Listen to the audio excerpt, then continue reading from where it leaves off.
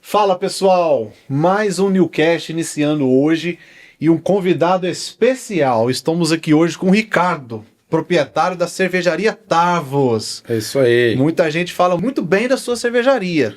E hoje nós vamos conhecer a sua história. Pô, perfeito. Como que você chegou nessa receita? Eu agradeço aí o convite, né? Porque é importante a gente ter a possibilidade de falar um pouco do que significa a nossa história. Bacana demais. Tamo aí pra isso. Bacana demais, Ricardo. Ó, com um cafezinho, com água, com tudo aqui. Ó, isso aí. No ar-condicionadinho, fica Eu bacanão. sei, tem que ter qualidade, né, Ricardo? Ricardo, a gente vai começar com uma pergunta aqui. Pouca gente sabe, né?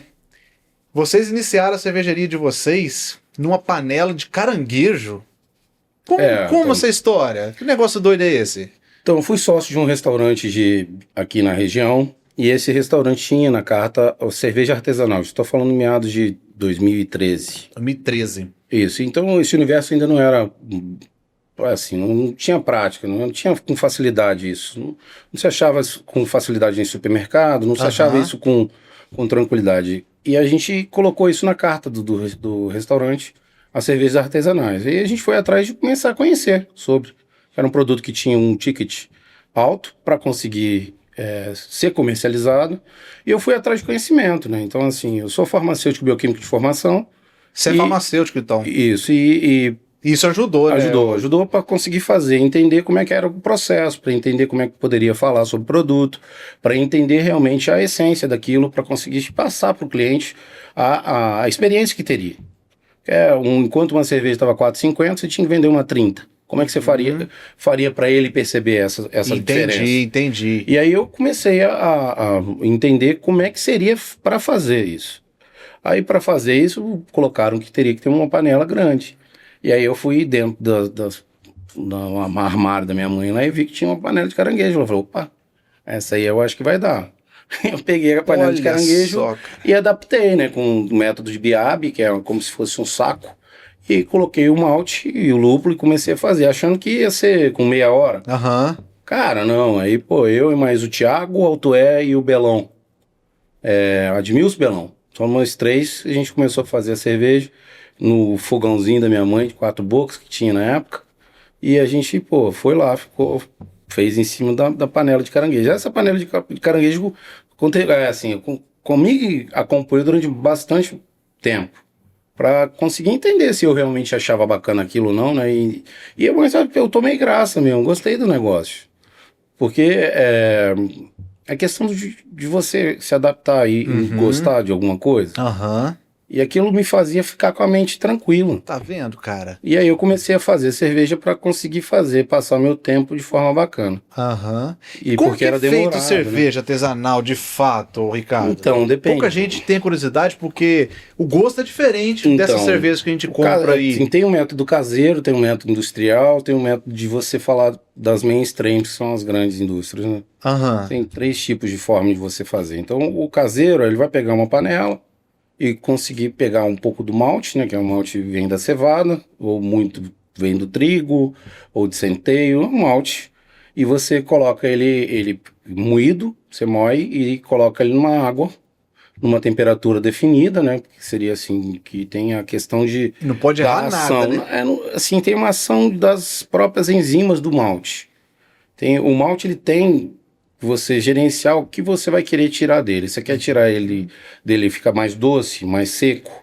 Então aqui, a proposta você vai ter que definir que são as rampas de temperatura que você vai fazer no cozimento. E aí você precisa de colocar isso com fogo, um controle, termômetro, e viver isso, né? Você tem que acompanhar, saber se a temperatura baixou muito, vai ter interferência, se aumentou muito, vai ter interferência, então você tem meio que setar assim, eu quero aquele set point e ir para ali e fazer, cara, eu quero aquilo. E quanto tempo você vai demorar? Então aí tem a questão da isomerização, do quanto a enzima vai ativar, como não vai, aí você tem que meio que formatar. Para fazer cerveja, você formata ela e depois você coloca em execução. É tipo um prato de comida. Me considero um cozinheiro de malte. Você meio que prova, vê se aquela receita você vai estar ali acompanhando. É como se você estivesse fazendo uma comida mesmo. E aí, eu me me encantei com isso, porque você consegue extrair sabores de vários tipos, de várias maneiras, com a mesma receita. E a primeira cerveja que você fabricou? Então, Quem provou ela? cara, foi o Thiago, o Belon, eu e mais uns amigos. O que eles falaram? E me impressionou, cara. Esse que foi o mais doido. Porque eu fiz um negócio achando que ia ficar ruim, né? Aí o cara bebeu, nossa, e achou delícia. top. Aí, pô, então, a minha prática de processos, né? Eu fiz a minha faculdade na Federal do Rio de Janeiro. E lá é uma faculdade de farmácia e bioquímica, a gente fala assim, analítico. Aham. O que é? Dentro de laboratório. Então você vai lá, pô, as químicas que eu tenho estava dentro de laboratório, a parte de microbiologia dentro de laboratório, porque eles formam acadêmicos, eles não formam profissionais para praça. E então aí você acaba fazendo todo o processo de início, meio e fim dentro de um laboratório. Então assim, para mim foi muito respeitar o cronograma, o padrão operacional de procedimento. Dentro da faculdade é isso, é padrão operacional de procedimento. Você tem que respeitar isso. Então eu respeitei. Então eu comprei algumas fórmulas que as minhas 2 primeiras cervejas eu comprei fórmula pronta da internet. Sim. E usei na panela de caranguejo. Panela né? de caranguejo. E aí eu já comecei assim, desde a segunda fórmula, eu nunca respeitei mais fórmula. Eu Entendi. sempre comecei a Fazer a sua. dar a minha proposta. Pô, tem uns maltes que são mais caramelados, tem uns maltes que são menos caramelados, tem uns maltes que estão mais ácidos, outros menos ácidos, outros que são mais torrado. E aí a blendagem eu acho que é o grande X da questão em relação ao universo cervejeiro. E a escolha da levedura, né? E o processo executado para conseguir colocar a levedura trabalhar a favor seu, né? Então, assim... Ô, Ricardo, então de uma certa forma, cerveja não é tudo igual. Nunca que é. A mesma fórmula com 3 cervejeiros diferentes, com materiais de produção diferentes, vão ser totalmente distintos uma da outra. Não tem essa questão de cerveja Pilsen, a IPA. Como que caracteriza? Então, Como que você faz uma ser aquela, outra ser aquela? As cervejas são caracterizadas por... São praticamente sem mais, mas eu vou colocar de uma forma mais enxuta. Ela tem uma forma lager, uma forma ale e uma forma de fermentação espontânea. Tem muito mais que isso. Não estou colocando assim, estou dividindo para ter entendimento. A Pilsen, ela usa uma levedura para lager. Então são as Vienas, tem alguns estilos que caracterizam-se porque você usou uma levedura lager. Uma levedura lager, ela tem uma fermentação a baixa temperatura. O que é? Pô, você coloca um setup de 7, de 10 e até no máximo 14. Hoje já tem algumas leveduras que são mudadas geneticamente que estão produzindo aí com cerveja com uma temperatura um pouquinho acima e até agiliza, a fermentação fica mais rápida também. Tudo dentro do contexto histórico. A lager, cara, a Pilsen é uma lager. Uma IPA é uma ale. Por quê? Usa Saccharomyces cerevisiae para fazer uma IPA. Que é um tipo de levedura, tipo uma espécie de levedura. E a lager, você usa o Saccharomyces pastorianus. E tem vários tipos, né, que são vários. Hoje o universo de venda de levedura é top pra caramba. Tem empresa belga, empresa americana, empresa alemã, empresa chinesa, tem universo, empresa brasileira. Bacana. E hoje a gente tem um leque bem bacana de leveduras com as cepas e com qual é a proposta dela, né? Então, assim, hoje tem mais facilidade de fazer cerveja melhor. Antigamente, quando os caras tinham que cavucar, era então, não tinha informação, né, Ricardo? E, pô, você imaginar que quem fez o método de pasteurização foi Pasteur, né, com o Carlsberg, que era na cervejaria, que eles começaram a fazer esse tipo de controle microbiológico, e isso foi importante para todas as outras indústrias, porque os caras criaram, lá em 1800 de lavar porrada, um método de controle de qualidade do processo cervejeiro, para ter um padrão. Então, aí esse padrão foi das lagers, né, que seriam as pilsens. E por isso que teve os tipos de cerveja. A grande repercussão mundial, né? Porque é uma cerveja leve, com mais tranquilidade, então fácil de beber. Tem gente que gosta muito mais da cerveja artesanal do que a tradicional, vamos chamar assim. Então, eu acho que todas elas têm o seu lugar, cara. Eu acho que é importante a gente definir assim, pô, não estamos num setor, não tem que falar do outro.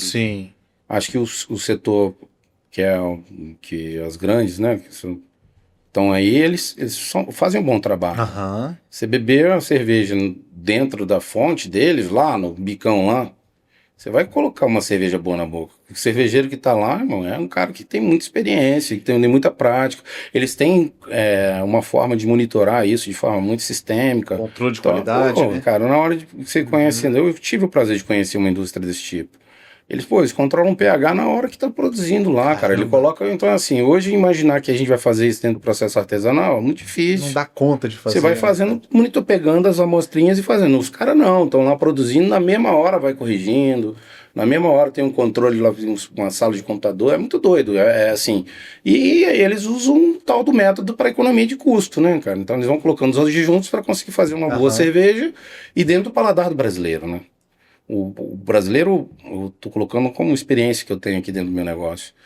A gente está no processo educativo para a população daqui desde 2020, 2021, que as pessoas começaram a conhecer mais cerveja artesanal. Teve a Alteza aqui que começou mais cedo, mas só que esse boom assim, de várias cervejarias foi em 2016, 2017. É algo 2018. recente, né? Recente. E assim, as pessoas estão começando a ter o hábito disso, né? No meu ponto de vista. Uhum. E ainda hoje, em quase todas as cervejarias, o grande fluxo de venda é a Pilsen, né? Que seria. Aham. Então eu Vou botar como uma tradicional. Isso, né? é tradicional, porque o hábito do que as pessoas estão acostumadas a isso, acho que vem desde muito tempo e tem uma propriedade. Então, para conseguir tomar coisa diferente, precisa se permitir. Uhum. Isso Não é rápido, né? Não, então gradual. E o processo que eu acho mais complicado dentro desse universo, como entrou muito player no mercado, a qualidade do produto não foi conseguido manter. Então tinha muita gente fazendo muita coisa ruim, entendeu? Então tem muitas pessoas que deram azar de tomar cerveja artesanal ruim. E aí já meio que colocou como se fosse um processo de todas, ruins. Né? Então a gente encontra isso hoje. Eu já tive a oportunidade de ver o processo de cerveja artesanal de perto.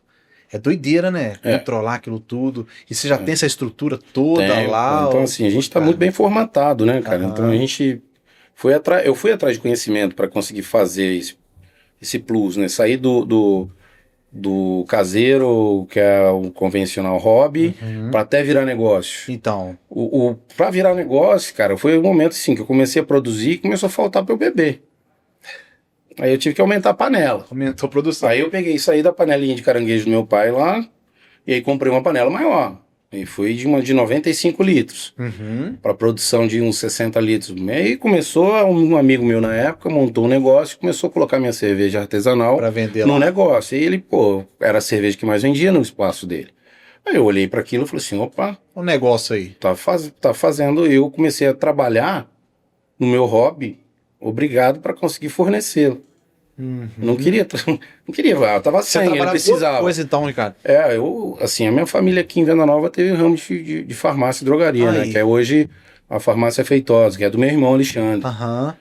E hoje ele toma, assim, a dele, a farmácia, a gente já partiu para, na hora que a gente saiu da farmácia, a gente investiu na cervejaria em si. Cara, era um hobby mesmo. Era um hobby com um maquinário mais equipado, né? E aí até o momento que eu tive que forçosamente, assim, quase forçosamente, colocar isso como objetivo de vida. Entendi.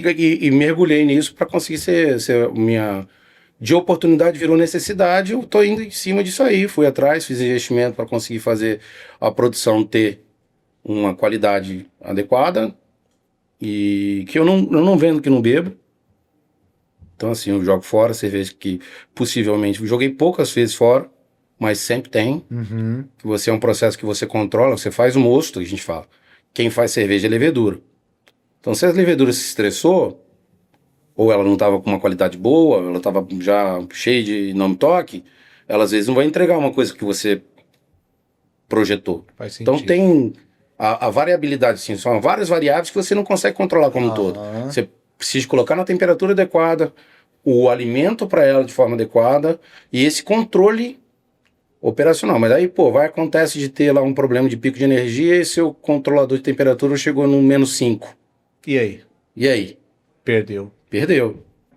Aí, mesma coisa, ele não funcionou, chegou nos 27. É uma Pilsen.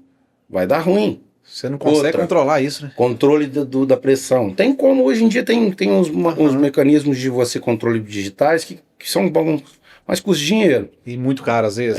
Custa muito dinheiro. Então, assim, dentro da nossa realidade, eu acho que é um pouquinho fora ainda. Sim. E até algumas conversas com algumas empresas que estão entrando nesse mercado um pouco menor, e essa semana aí, eu acho que é bacana demais. Eu estou vendo a possibilidade de colocar isso.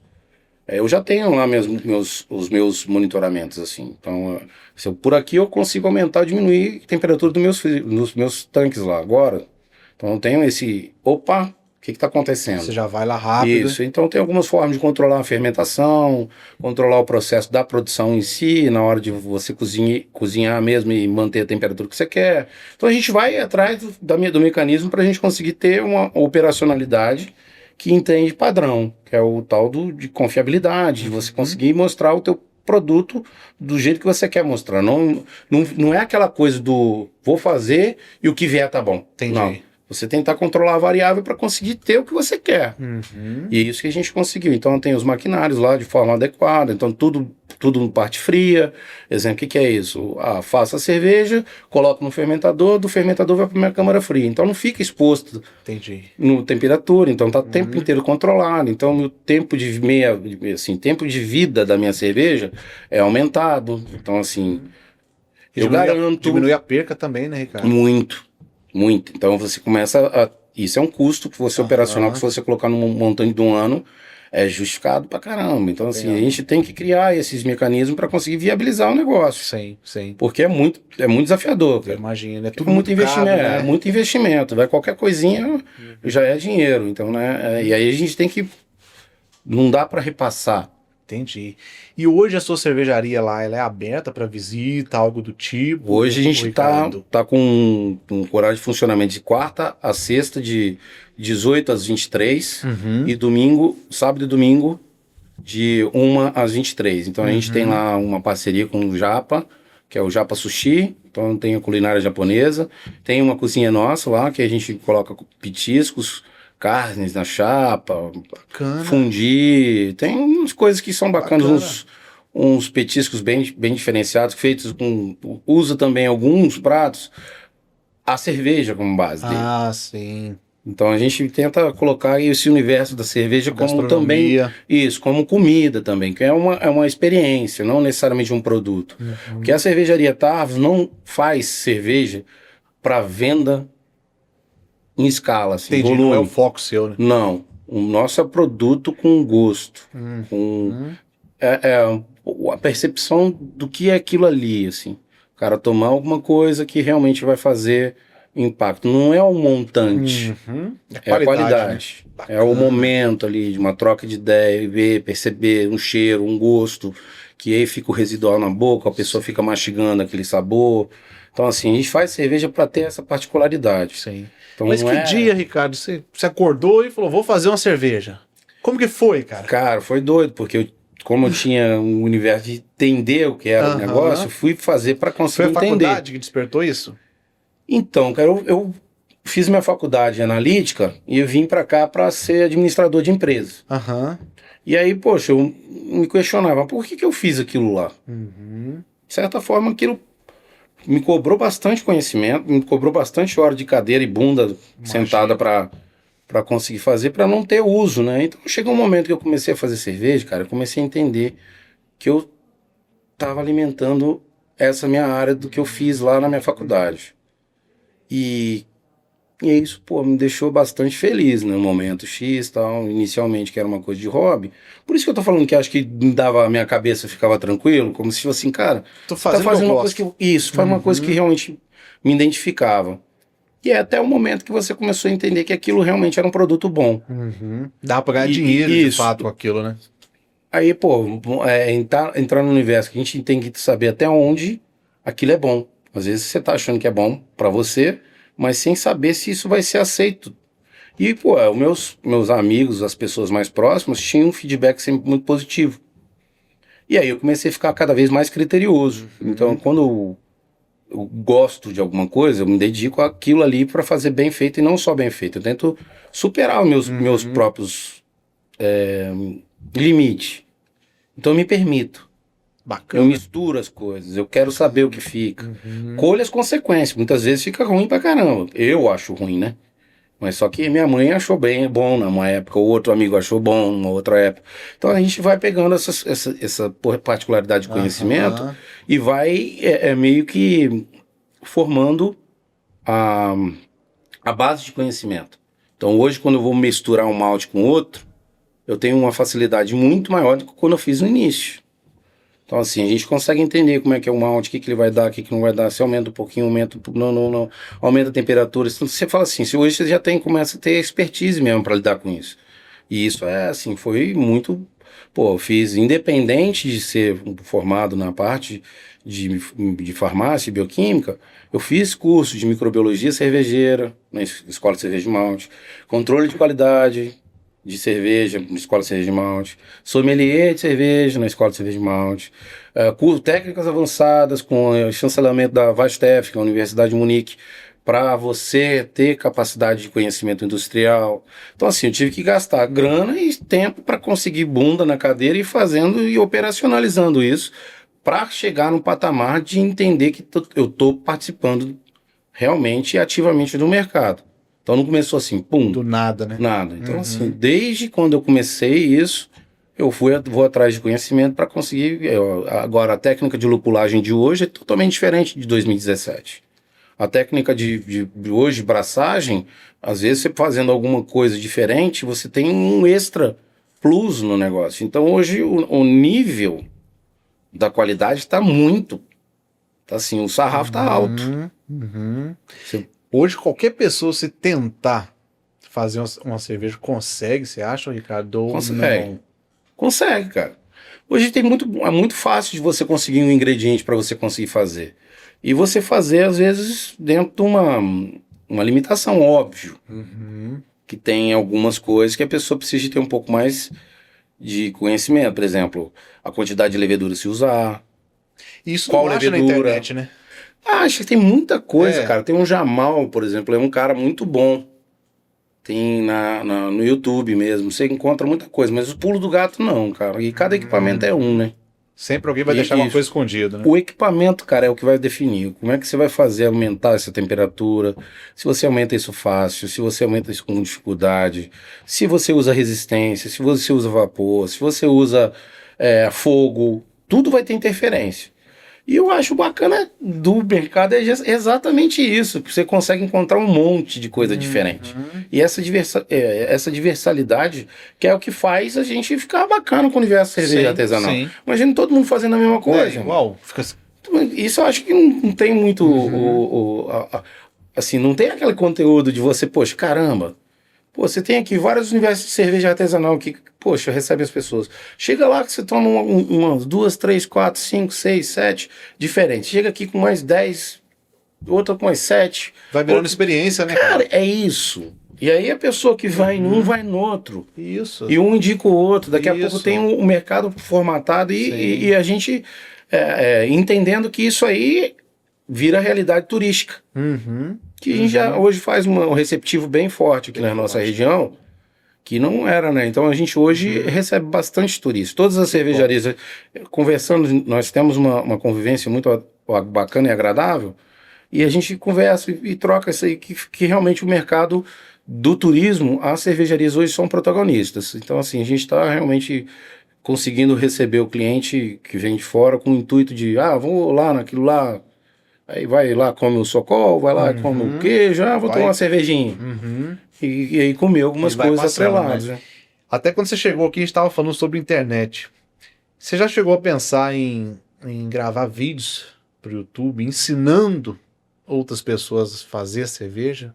Já passou isso na sua cabeça? Já tem muito, cara. Já tem muito, né? Nossa Senhora. Mas eu acredito que você talvez tenha um toque que às vezes alguém não esteja passando. Pode ser, velho. Tem que ter muita coisa. Tem que ter um desenvolvimento disso aí. Sim. Eu falo porque assim, a internet ela ajuda tanto hoje, né? Eu sei, é fundamental, cara. Pra quem souber usar. Eu sou meio tolhão pra isso. Tem um pouco de dificuldade de gastar minha energia com essa energia. Falou. Porque eu sou eu tenho 47 por 48 agora. Eu sou da época que nem telefone celular e nem computador direito a gente tinha. Olha só, cara.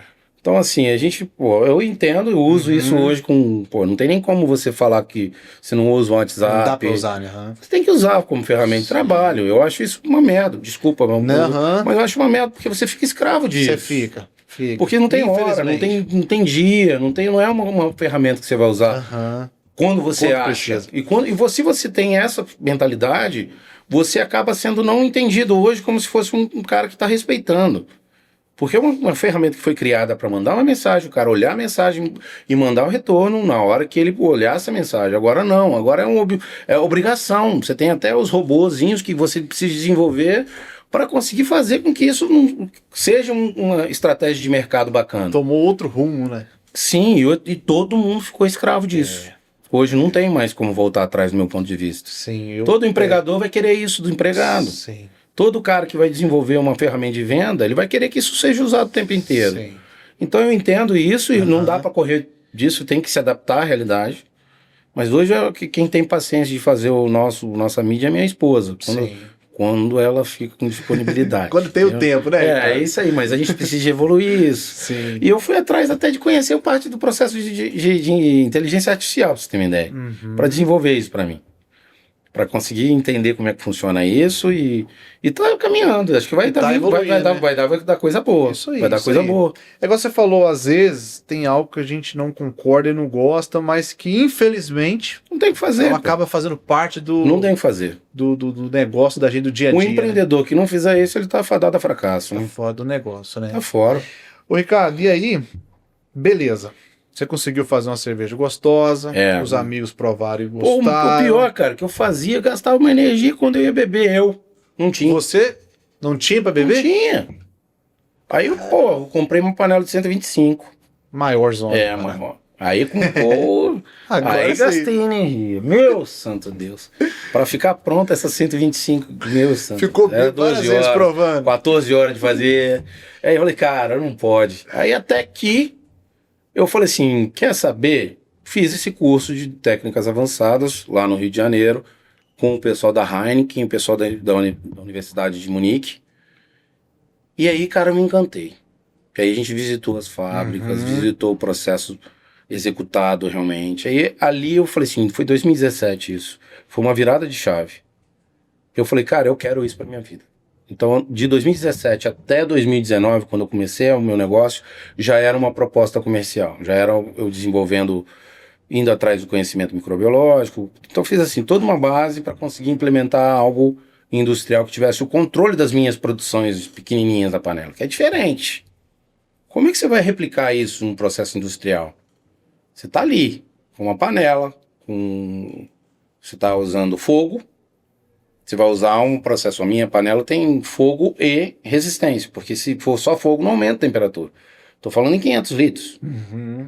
Então você começa a colocar fogo lá e fica lá, 1000 anos. Chega na temperatura de 60, 60, 60. Não chega no 70, no 80. Então você precisa de dar o extra. Então eu coloquei a híbrida, energia e fogo. Por falta de verba, né? Porque tem a tal da turbina que você usa, a tal da... Meu Deus, como é que é? Você coloca o fogo com vapor. Esqueci o termo que usa, que é caldeira. Caldeira. É muito caro isso daí? É caro. Para a época que eu estava fazendo investimento, ficou caro. Então eu fiz o meu investimento em equipamento sem isso. E aí eu não tenho. Eu teria que trocar tudo para conseguir ele estar com caldeira agora. Porque tem que ter tubulação, aguenta a pressão. E aí não é assim simples. Então entendi que o meu Fusquinha tá top, tá revisadinho, tá lá, ó, consegui tudo injetadinho. E tá dando conta da produção, Ricardo, hoje? Você consegue aumentar a produção se necessário? Consigo, dá para fazer aumento de produção, mas eu entendo o seguinte, o menos é mais. A gente precisa de aumentar de acordo com o que a gente consegue fazer do mesmo tamanho, assim. Não dá para você aumentar por aumentar. Eu prefiro fazer dentro da minha realidade. Então, no momento que eu usei isso como negócio, que agora eu acabei ficando onde, assim, era de oportunidade virou necessidade, eu tive que fazer um investimento em tanques para conseguir fazer aumento da produção, para conseguir girar mais e justificar a saída em si. A partir do momento que eu fiz isso, Eu tive que adaptar todo o processo de produção. E aí é fera, cara. Isso é foda, porque você não é você fazer conta de regra de 3, cara. Isso que é mais doideira. Então, é isso que eu ia Todo mundo perguntar. que vai sair de uma panelinha, que vai pra uma panela maior, não é regra de 3. Isso que é o mais louco no processo Não é industrial. simplesmente colocar mais uma panela. Não né? é. E, por exemplo, você gastava 5 quilos, você vai colocar aí, ó, tinha uma panela de 10 litros, você aumentou para 100, você vai colocar 50, que vai dar a mesma coisa. Não é isso. Às vezes você vai precisar de 55, às vezes é 45. Depende de como você vai fazer o cozimento e quanto você vai extrair do material que você vai usar para fazer a cerveja em si. Então isso é muito expertise, por isso que algumas cervejarias você consegue ter uma diferença de produção, né? Cada lote muito diferente do outro. E outras muito mais similares. É o que eu busco estar na minha. Mas mesmo assim tem uma variabilidade. Vai ter uma nuance diferente. Às vezes a cerveja está mais cheirosa, menos cheirosa. Isso é o lúpulo que você usa, a safra que você usou, se ele estava mais cheiroso ou menos. Lúpulo mais velho, mais novo. Então tem questão do ingrediente. Quanto mais fero o ingrediente, mais cheiro ele tem, por exemplo, no lúpulo, mais caro ele é. Aí entra no mercado onde o pessoal quer vender rápido. Aí ele coloca um lúpulo, às vezes, com um valor menor e não com tanta propriedade igual o teu. E aí você não consegue também precificar o seu produto de forma muito maior do que o outro, porque senão você também fica parado. Você não vende. Então essa percepção de qualidade ainda está um pouquinho defasada, entendeu? Então, assim, o que faz uma ser melhor que a outra, muitas vezes o cara que vai consumir não tem noção disso. O malte que foi usado, o levedura que foi usado, o lúpulo que foi usado. Então, como é que você fez isso? Então, eu preconizei o seguinte, se eu tiver que fazer mais do mesmo, eu não faria esse negócio. Porque o que é o barato para mim, cara, é perceber a diferença dos produtos que você provoca ali. Então, é mais para você entender que aquilo ali tá bom do que quanto ele vai te render. Porque eu acho que isso, se ele tiver bom, ele vai te render. Automático, né? Eu acho que sim, Automático, cara. né? E como que você fez para precificar isso, Ricardo? Que valor que você falou? Vou cobrar tanto. Que alguém te ajudou Aí nisso? entra no meu processo de, sim, eu fiz um mestrado que não concluí ele, não concluí a minha dissertação, mas na FUCAP, de Administração e Finanças, e MBA de Marketing. Então, para conseguir gerir a empresa, farmácia, então eu tive que me qualificar em parte de administrativa.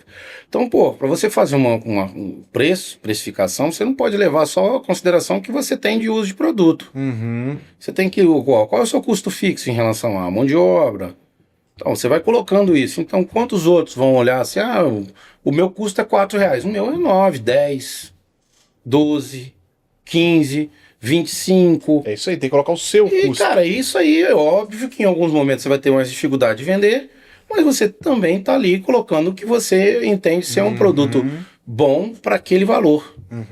Se você coloca, eu não pego o valor de mercado local, eu pego o valor de mercado regional e Brasil. Então o que se paga em Venda Nova por um litro de cerveja hoje em Venda Nova é mais barato que se paga em Vitória, paga no Rio de Janeiro, paga em São Paulo, paga em Belo Horizonte, que paga em Blumenau, que é a terra da cerveja. Então, assim, porque foi as minhas concorrentes, né, vamos assim, acabaram colocando o valor do produto muito abaixo para conseguir mercado. Então, a percepção às vezes não é essa saída, como se fosse tudo bolo, no mesmo bolo. Então, aí colocou o valor do produto mais baixo. Poxa, hoje eu percebo assim, alguns colegas aí, que são uns concorrentes, colocando cerveja mais barata que a Ecobir. Nada contra a Ecobir, mas a Ecobir é para entrada. O valor de uma Brahma, por exemplo, é mais caro do que todas as outras cervejarias.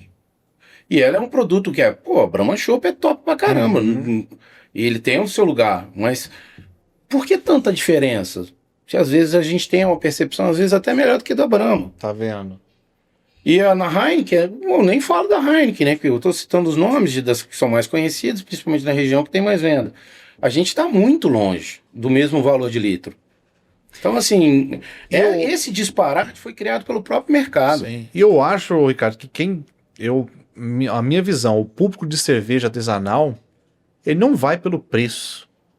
Ele vai, como você falou, pela qualidade e experiência que ele vai ter. Então, Ou aqui, tem na região tem. É mesmo? Churrasco. Tem que fazer volume. Ah, sim, na hora de pedir volume, irmão, é preço. Ah, sim. Mas na hora de evento, não. Aí não tem isso, né? E tem eventos, né? Tem eventos, por exemplo, da comunidade aqui, que é nítido a diferença de consumo. Por exemplo, Festa da Polenta é um tipo de consumo. Festa do Peão é outro. Ah, é? É. E aí Festa da Polenta você vende mais tipos de produtos que você vende na Festa do Peão. Porque as pessoas estão... eu acho que, poxa, o pessoal que vai para uma Festa da Polenta, acredito eu que ela tá ali querendo provar comida, tá mais aberta a conhecer. Isso eu tô falando assim, posso estar equivocado e alucinando aqui. E já o cara que vai numa festa do peão, tá afim de tomar a cervejinha dele do jeito que ele gosta de tomar no boteco dele. É mais barato tiver lá. E às vezes nem é mais barata, porque do jeito que ele, na cabeça dele, eu não vou pegar coisa que eu não conheço. Tô com meus 10 reais aqui, 15 reais, eu vou colocar no que eu não conheço? Não, eu vou no que eu sei que é certo. Faz sentido. E de certa forma eu também faria muito similar se estivesse num lugar onde eu não tenho conhecimento de causa nenhuma. Vou pagar mais caro numa coisa, para qual finalidade? Às vezes você compra um negócio e não vai estar atendido. Aquilo ali eu sei que me atende. Faz sentido. É mais ou menos isso que eu acho que funciona aqui. A percepção minha foi mais ou menos essa nesses últimos 4 anos de eventos aí. Ô, Ricardo, e uma pergunta, cara, que eu faço para todo empresário que bate aqui nessa sala. Em algum momento, seja sincero, em algum momento você pensou em desistir? Muitas vezes. Sério? Sim.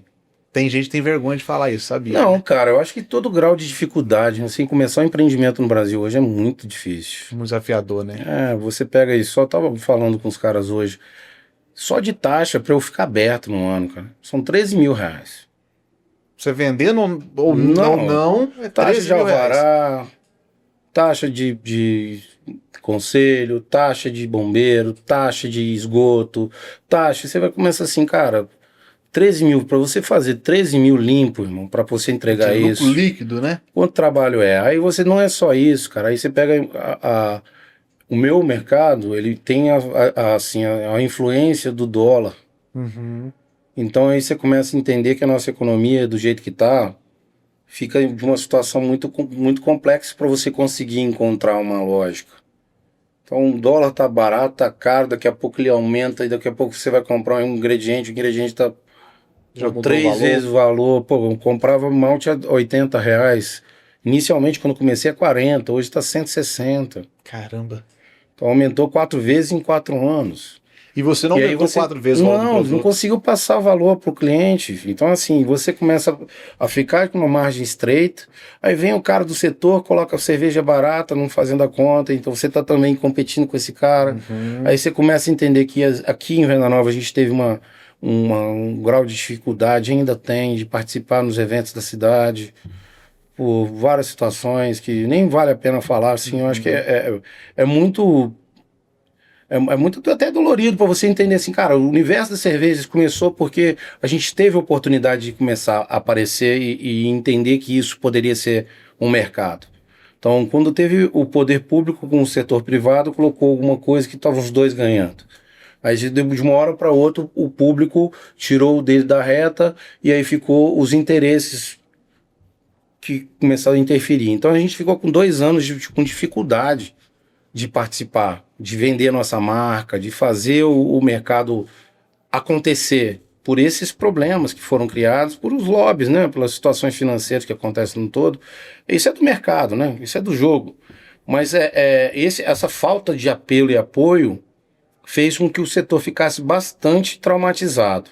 E nesse momento, a gente reflete, né? Porque quanto de força você vai ter que fazer? Será que eu tenho que continuar nisso? Quanto aplicado no negócio? Quanto tempo vai demorar esse retorno para mim? Aí você faz umas perguntas, né? Trabalhando incessantemente para o negócio dar certo. Ausência da família. Então você já começa a ter o problema físico. Começa a colocar numa balança ali, né? Mental, de ter que lidar com as coisas de forma a não...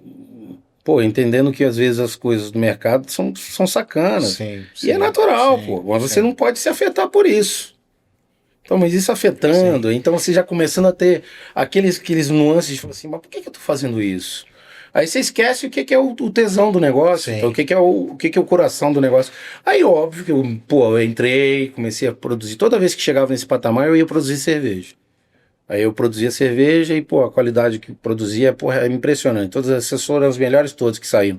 Todas as vezes que eu chegava pensando em desistir, bicho, o universo, Deus colocava um negocinho e falou assim, não, Algo maior, né? você tá pra isso, cara. Tá Tenha vendo? fé lá, vai, continua aí. Mas é importante você falar isso, porque muitos empresários passam por esse momento. Acho que todos, né, Só cara? que, é igual a gente tava comentando assim que você chegou. Na internet, a vida de Não tem todo mundo é super-homem, perfeita. tem Né? super-homem não, irmão. E os caras só postam as coisas boas. Só Porque... posta o Mas hoje milhão que faturou. Hoje todo mundo precisa de ver o outro bonitão, porque se não vê o outro bonitão, ele é ruim. É. Aí ver a fraqueza do outro não é necessariamente, às vezes o cara tá assim, quando você tá mais fraco é o momento que você tá mais forte. E você saber lidar com os momentos de dor é que vai fazer com que você, dá o próximo passo de forma mais firme, assertiva. É o que eu penso. E, sem Deus o cara não vai conseguir ter isso, Não cara. vai, cara. Não vai. E aí ele, você acreditando, realmente tendo fé, ele vai abrindo caminho. Então você só acreditar que aquilo que aconteceu não foi por acaso. Você teve que ter um aprendizado, ou aprender a ser humilde, que eu acho que é mais importante. Sim. Que quando você tem o processo de você conseguir olhar e não ter a vaidade, Sim, não ter o orgulho, entende? Você se despide disso e se colocar na situação de aprendizado em todo momento para conseguir fazer aquilo ali realmente ter um significado legal. Ninguém precisa ser melhor que o outro. Você precisa estar bem com você mesmo. Isso aí. E aí você começar a olhar pro teu negócio, é uma doideira, porque parece que não, mas eu nunca olhei pro meu concorrente querendo ser melhor que ele. Que eu sei que o meu concorrente ele tem a qualidade e o mérito dele.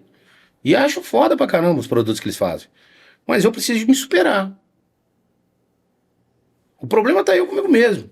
Se eu não tô conseguindo ter apelo em relação ao meu produto, preciso olhar o meu conceito e entender o que eu preciso melhorar, cara. Não é porque o outro tá fazendo melhor. Agora você deu uma aula aí, Ricardo. Que às vezes a gente só fica olhando pra empresa que tá há mais tempo e maior do que a gente. Cara, mas aí você olha pra dentro, cara. A gente você tá pode vendo melhorar, nosso, mas né? se colocar mesmo, fazendo assim, uma análise nua e crua. O que eu tô sendo bom, o que eu tô sendo ruim. E aceitável. Aí depois disso tomar posicionamento. Você quer melhorar Faz aquilo ou não? Então assim, eu vivo isso, né, diariamente. Então assim, estamos lá começando a nossa cozinha e é o desafio lá com o Dalto Dutra, que tá junto comigo lá. Coloquei, ele quis assumir esse negócio, estamos lá, desenvolvendo uma culinária que eu tô ficando impressionado com o que a gente está conseguindo produzir. Porque é o fato de você se permitir, entende? Você não precisa ser melhor que ninguém, mas você precisa de algo que realmente vai te encantar. Faz sentido. E fazer o seu melhor Isso, também. E aí você vai aprendendo com aquilo, que vou estar com mais salgado, menos salgado, vamos colocar mais docinho nesse molho, não? Então essa construção com prazer, com tesão, entende? Assim, faz sentido. O que faz a porra do negócio, gerar uma identidade, gerar um momento de satisfação que o outro não vai entender o que está acontecendo, porque vai entender que é do amor, cara. O amor é lindo quando ele é aplicado de forma adequada, né? Porque às vezes, bicho, é isso. E o mais doido é isso, você se desafiar. Você tá feliz. Por exemplo, a minha cervejaria, eu fiquei durante anos, só preocupado com o processo de entregar uma cerveja boa para beber. Isso ainda continua. Mas nunca coloquei como objetivo ganhar medalha. Não era minha isso, porque eu não conseguiria nem fazer isso acontecer, porque eu tinha tanta coisa para fazer. Tinha que dar conta de produzir X volume de litragem de Pilsen, de IPA, de outro. Se eu parar eu não ia ter condição de fazer isso tudo. Então eu tive que aceitar o menos e aí, eu vou fazer o que me predispõe a fazer. Eu comecei a mudar de oportunidade para necessidade, eu preciso fazer o meu negócio girar. Então que os concursos esperem. Faz sentido. Mandava as amostras? Mandava, mas mandava das bicas. Tem algumas coisas que aconteceram de ter alguma coisinha, mas não. Aí esse ano eu vim com a proposta de realmente entrar nesse universo. Assim, eu vou fazer para conseguir ter esse marketing, essa visibilidade não regional. Eu quero, assim, nacional, estadual, já buscando a marca ficar posicionada para não depender só do mercado daqui. Porque às vezes o mercado daqui é injusto. Eu tenho coragem de falar. Eu sou vendanovense, nascido e criado, amo aqui, mas O mercado aqui é injusto, muitas As pessoas vezes. não compram o Cara, mercado? a O questão que acontece, assim? eu acho que a questão E é bom falar, porque eu acho assim, que o às meu vezes tem ponto de outras vista... pessoas com esse No meu problema. ponto de vista, eu posso estar equivocado, mas existe Aham. questão porque eu gosto daquele cara, que ele é meu amigo, Aham. e aí vai começar, às vezes, a questionar o produto do outro. Então, meio que desmerece. Ah, é? Eu acho que sim. Inicialmente, eu acho que foi. Eu vivenciei isso É, muito. cara. É. Então, assim, não agora, porque você começa a fazer com uma. Aham. Água mole, pedra Isso, dura, né? vai. Então, você consegue seu espaço. Faz sentido. Mas, assim, não é só pro meu mercado. Eu acho que pro mercado do Global. todo mundo daqui. Hum, E eu acho que essa percepção podia ser um pouco melhorada e evoluída. Que as pessoas entendessem o bom trabalho que é feito, independente de quem faz. sim, analisar, né? Analisar, Independente de não quem ser é o cético. dono, quem é o cara. Uhum. Fazer assim, cara, isso é bom, isso é bom, isso é ruim, isso é legal, pode ser melhorado. Então, assim, ter essa percepção eu acho que falta um pouco. Acho que falta um pouco dessa maturidade aqui Uhum. na nossa cidade. Uhum. Então, assim. É importante você falar isso aí, que às vezes outras pessoas também têm esse sentimento e se conecta, né? Com isso, e eu falo que a união. Bem ousado, né? Porque, pô, o pessoal aqui não gosta que quando o pessoal fale alguma coisa relacionada a, né? Eu entendo porque eu sou nascido e criado aqui, Aham. família. E eu entendo que é porque a gente acha e ama esse lugar, é o melhor lugar do mundo, né? Sim. Só que eu acho que pô, o pessoal daqui também tem que olhar pro lado de fora. Algumas pessoas conseguiram morar longe daqui, viveram e viram outras coisas. E principalmente, a gente tem 30, 40% das pessoas que moram em Venda Nova hoje que não são vendanovenses nascidos e criados. Então a gente tem uma cidade hoje que é misturada, né? Aham. Os interesses externos já estão agindo em cima dos Aham. interesses internos. E eu acho que, poxa, a manter essa cultura enraigada e a florear isso é importante, porque é o que fez Venda Nova ser o que é. Só que a gente precisa entender o como viver essa nova realidade.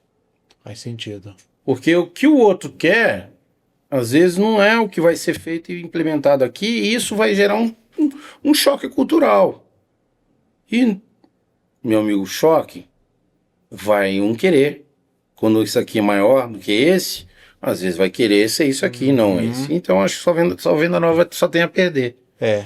com esse embate. Eu acho que precisa de Mudar um entender, pouco. entender a modernidade e colocar o que é o velho com o novo, Sim. de uma forma mais junta. Sim.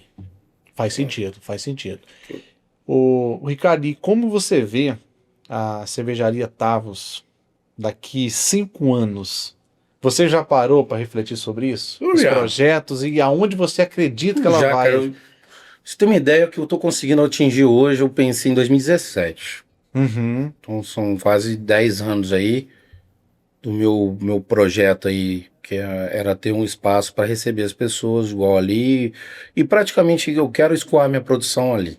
Uhum. Meu intuito é ter mais seletividade em relação a eventos, ter meu produto exposto em qualquer tipo de situação, porque o controle tá comigo. Aham. Eu quero ter esse controle, por isso eu prefiro estar pequeno. E ter algo que realmente impacta de forma diferente e com identidade. É mostrar que está fazendo um produto diferente, qualquer pessoa do planeta vai entender que existe ali uma assinatura. Isso é bacana. Então Identidade mesmo, né? isso, é criar porém, ir lá no espaço, entender que aquilo lá é único e vivenciado somente ali. Uhum. A cerveja que vai ser ali é uma coisa que comprar em outro canto, mas ali tem um gosto diferente. Uhum. Então é o vender a experiência mesmo, não é um produto em si. Uhum. É a sensação que o cara tem na hora que coloca no nariz e fala, pô, que cerveja é essa, Cerveja irmão? bacana. Que cheiro de maracujá é esse aqui, de Aham. manga, Aí quando coloca, meu Deus do céu, de cara, isso aí eu acho que é bacana, porque é o que a gente busca quando a gente sai em viagem, que é essas particularidades, né? Assim, Não é tudo igual, tem que não, ser. pô, vai lá comer o caranguejo lá no Chile, por exemplo. Uhum. Vai querer saber como é que é aquilo lá, então vai pagar $100 naquela porra. Faz sentido. Ruim pra caramba, do meu ponto de vista. Mas paga. Paga $100. Aí, pô, Verdade. caramba, $100, 600 conto, 600 irmão. reais. Aí o cara vai chegar todo besta, vai chegar lá no Chile e vai comer aquela merda. Pra falar que comeu aquilo. Não posso falar merda, né? Não, mas cara, é muito ruim. A gente tem muito melhor caranguejo, o pitu aqui, cara, e é muito mais barato. Eu me identifiquei com você porque hoje quando você fala de internet, principalmente, tá muito romantizado. Não, é muito... Meio que assim, a gente não pode falar o que pensa e não pode falar o que quer. Só que isso é muito ruim, porque aí você se sente com os braços amarrados. Então, né? Fera, porque, falam que com o bico calado não entra mosquito, né? Mas, cara... isso aí tá sendo todo mundo usando de uma forma muito forte. Só que se todo mundo fizer isso aí, vai perder a essência desse mundo, cara. Então, eu acho assim que a gente precisa de entender como a gente vai se posicionar também para colocar também, você não colocar o teu ponto de vista em cima do outro. Sim. Acho que respeito à diferença é fundamental na vida. Sim. Acho que o respeito é o fundamental. Onde existe respeito, não existe. Você vai chegar onde você pode chegar, o outro vai chegar até onde pode chegar. E no final das contas, o entendimento vai acontecer. E no meu ponto, pensando, não vai ter briga, guerra. Um querendo que o outro tem, o outro não tem. Então, assim, eu acho que é a questão de você conseguir viver em harmonia. Mas não deixar de falar o que pensa. Não é isso, porque eu acho que é a questão da verdade, né? A verdade, a pessoa precisa de bancar ela, né? Sim. Porque se você não banca, o outro não banca, e vira aquela coisa de cupicha, a verdade não prevalece. Sim. Naquele momento, né? Até o momento que tá faltando da mentira, não tem perna curta, né? É muito difícil o cara ficar escondendo as coisas ruins. Sim. Mas hoje as pessoas elas têm que ter mais oportunidades para expor as suas opiniões, eu penso. Então, quais as consequências, né? Então, por exemplo, tô falando um monte de coisa que pode colher consequências. Sim. As pessoas não podem... vão achar que é assim, assado ou outro. Mas é o meu ponto de vista, cara. Eu não tô entrando no ponto de vista do outro. Sim. Então, eu falo muito lá no meu Instagram sobre empreendedorismo e algumas coisas que a gente tem a oportunidade de viver, que a gente fala, talvez do outro lado a pessoa não está preparada para ouvir aquilo. E aí é onde a gente colhe a enxurrada de comentários negativos. Então, hoje a gente vive a polaridade, né, criada pelo mundo todo, né? Então existe uma polaridade em tudo quanto é lugar. Você vai na Europa, vai encontrar polaridade. Em tudo quanto é canto. Então a polaridade hoje no meu ponto, agora entrando não existe à toa. Alguém está ganhando dinheiro com isso. Então, assim, tudo que executa uma propriedade, eu acho que tem alguém por trás influenciando aquilo chegar a ser aquilo, porque tem dinheiro envolvido. Então você pega aí a guerra agora no Irã. O pessoal acha que é questão do nuclear. Porra nenhuma. Pra mim, foi os Estados Unidos ganhando dinheiro com petróleo. Aí. Pra mim. Eu tô falando, pra mim... sua opinião. Eu acho que foi criado óbvio que o Israel pode querer tá lá com que os caras estão do lado. Então, assim, são situações que eu tô só citando, fugindo da parada, porque a gente também vive isso nas pequenas relações da gente, do dia a dia. Exemplo, você tá aqui querendo fazer uma festa num churrasco, por exemplo, vou citar. É num clube daqui. O outro cara quer fazer na piscina X colar. Aí esse cara conhece mais gente que você. Ele vai fazendo o trabalho do bastidor para ele fazer lá naquele X lugar. Aí começa a perceber que às vezes ele não vai fazer naquele lugar. Ele começa às vezes tentar boicotar o que você está fazendo para conseguir atingir o objetivo dele. Então nas pequenas relações a gente vê esse tipo vê isso. Essa polaridade. Eu não gosto daquilo, gosto daquilo. Então assim, não existe um entendimento social de forma adequada. No meu ponto de vista, acho que se perdeu muito. Infelizmente. É o ponto de, assim, eu quero isso e eu vou implementar isso. E aí a gente vê os nossos representantes vivendo isso, né, cara? Então o que vai fazer? A gente não tem muito escolha. Não tem como mudar isso, né? Mas isso aí viver de forma mais bacana possível. É isso aí. Você tem uma história inspiradora, hein? Tá bom, cara. Muito inspiradora, cara. Você começou com um caldeirão, vamos falar assim. E hoje, olha só. Tô lá, tô felizão, cara, com o que eu tô fazendo. Eu tô muito feliz com o que é a nossa proposta. Tô felizão de a gente tá ali, o que a gente tá fazendo, entregando. Então, assim, o que eu acho mais bacana é agradecer, só agradecer, cara. Porque a oportunidade que eu tive, eu consegui implementar algumas coisas bacanas. E com muito esforço, né, e dedicação, cara, você conseguiu. Foi bastante empenho, não caiu do céu, não. Então. Mas que bom Foi muito bom receber você aqui, conhecer sua Obrigadão história. aí, a oportunidade. Eu já tive a oportunidade de tomar sua cerveja, mas eu não sabia quem estava por trás dessa cerveja. É a galera toda aí. O gosto muda, tá? Você acredita? Valeu. O gosto muda. Quando você conhece a história daquele produto, o gosto ele é diferente. Acredito, sim. E eu tenho certeza que muitas pessoas vão ver esse podcast. Pô, vai ser um prazer, cara. E a hora que tomar cerveja... participar aí quando tiver a oportunidade de novo. Não, cara, o prazer é nosso. Pode fazer aí comigo aí. E vem outras vezes. Vai ser um prazer sempre aí. A oportunidade que foi me dada aqui. Só agradecer. Que bom, cara. Que e bom vivenciar aí o feliz. máximo. Então, um abraço pra todo mundo aí. Então é isso aí. E agradecer todo mundo que até então, né? Desde o princípio até agora, contribuíram pra minha trajetória aí. Desde o princípio dos meus amigos tomando cerveja. Até agora a gente tendo uma premiação nacional. E aí você começa a entender que o pequenininho virou algo que a gente nunca imaginava. Isso aí. Cara, e não tem como você mensurar o fim disso. É só se eu colocar um limite. Mas só que eu não quero me colocar limite. Então eu vou Foge do seu controle nesse limite. Então não é mais meu. Então a cerveja não é mais do Ricardo. A cervejaria Tarvos, ela já é hoje uma cervejaria bacana. Que vive. Eu estando aqui, não estando aqui, ela é muito mais, assim, ela já está num patamar que eu acho que ficou top demais. Isso. Amigos estão lá no Paraná e falando assim, o pessoal estava falando aqui no Congresso Nacional, aqui, falando da sua cerveja lá de Blumenau, pá. Você começa a entender que você tá igual formiguinha. Uhum. E vai desenvolvendo, daqui a pouco você tá chegando onde você nunca imaginava. Você fala assim, cara, e às vezes a gente tá aqui do lado e as pessoas não conseguem compreender que isso tá acontecendo. Porque elas não acompanham isso, né? Então assim, cara, tá chegando longe. É um universo que, caramba, chegou ali, cara. Que doideira. Você nem imaginava, né? Não, porque não é feito pra isso a finalidade. Mas é a questão que a gente tava falando. Sim. O trabalho bem feito, dedicação, né?